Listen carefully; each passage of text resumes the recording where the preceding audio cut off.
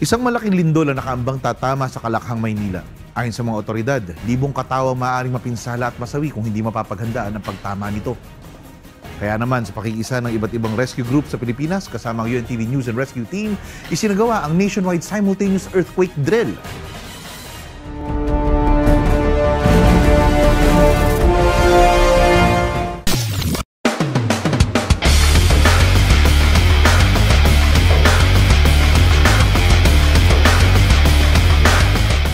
Nasubukan ang kakayahan ng iba't ibang rescue unit at ahensya ng pamahalaan sa isinagawang earthquake drill nitong nakaraang linggo.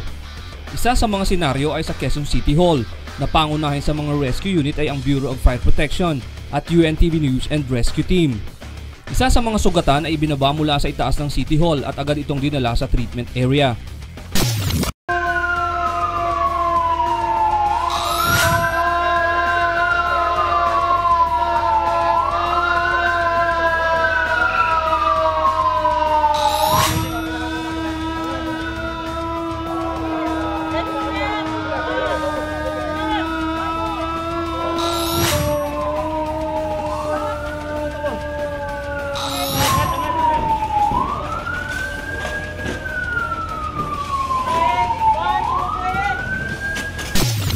Ayon kay UNTV News and Rescue Operations Manager Jeffrey Santos, makatutulong ang isinagawang drill para sa coordination ng rescue units ng lokal na pamahalaan at ng unit ng non-government organization.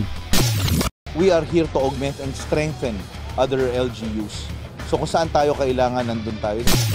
Samantala, sa Quezon City Circle ay nag-set up ng mga tent para sa kunwari ay mga biktima.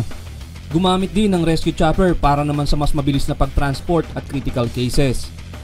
Ayon kay PHIVOLCS Director Renato Solidum, aabot sa mahigit 30,000 ang maaaring mamatay sa Metro Manila sa oras na magkaroon ng 7.2 magnitude na lindol at kung sakaling gumalaw ang West Valley Fault. At ang 7.2 earthquake sa West Valley Fault, ito yung preparedness scenario natin na mukhang matindi ang mangyayari kung wala tayong gagawin. Ayon naman kay NDRRMC Executive Director Yusek Alexander Pama, isa sa layunin ng isinagawang drill ay kung paano ang magiging reaksyon ng publiko sa oras ng sakuna. So ang main focus po natin sa exercise na to, yung makita natin kung paano kung naiintindihan, alam po ng ating mga responders kung ano yung mga gagawin nila. Kasama na rin po yung mga nag-participate na mga kababayan natin.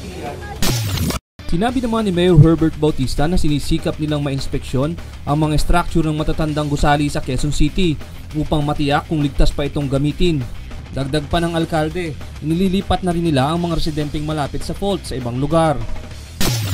Bigyan sila ng kautusan, yung mga building administrators nila, na kailangan mag-retrofit para sumunod sa bagong building code. Sinubukan din ng punong lungsod na i-operate ang UNTV drone na isa sa tinitignang paraan ng mga otoridad na magagamit para sa damage assessment na maaaring idulot ng lindol at ng iba pang sakuna. Sa pamamagitan ng drone ay mabilis na makikita ang napinsalang lugar dahil sa remote control feature nito at built-in camera. Ang UNTV News ang kauna-unahang local TV station na gumamit ng drone technology sa pagbabalita. Inihayag na rin ni Kuya Daniel Razon ang plano nitong magkaroon ng water rescue drone na magagamit upang sumagip sa isang nalulunod. Samantala, nagsagawa din ng iba't ibang mga probinsya ng kanilang earthquake drill kasabay ng pagsasagawa nito sa lungsod ng Quezon. Sa Rizal, kabilang ang ilang bayan sa lalawigan na nadadaanan ng West Valley Fault o Marikina Fault Line, kaya naman bawat ahensya ng gobyerno sa probinsya ay nakiisa sa isinagawang nationwide simultaneous earthquake drill sa pangunguna ng National Disaster Risk Reduction and Management Council o NDRRMC.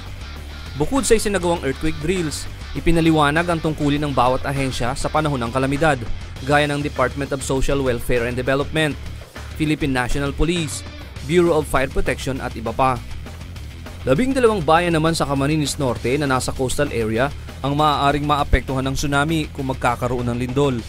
Kaya naman malaking tulong sa mga local officials at iba't ibang disaster response teams ang isinagawang earthquake drill sa mas epektibong pagtulong sa kanilang mga mamamayan sa oras ng kalamidad. Na ito po ang pangunahing kailangan ng mga tao during na may kalamidad. Ito po ay patuloy natin ginagawa para maipaalala natin sa mga opisina, sa tao, na itong pagsasanay na ito ay kailangan natin ulit-ulitin.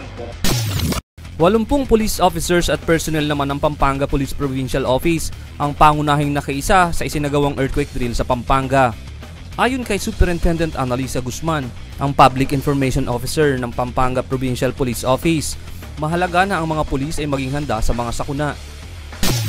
Actually, quarterly po namin ginagawa itong drill na to para po i-prepare talaga ang kapulisan.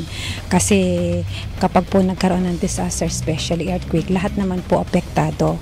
So kami rin pong kapulisan nagpe-prepare. Katuwang ng mga pulis sa Pampanga ang Philippine Red Cross, Bureau of Fire Protection, Office of the Civil Defense at ang Disaster Risk Reduction Management Office sa Pampanga upang matutunan nila ang tamang hakbang kapag tumama ang malakas na lindol sa bansa.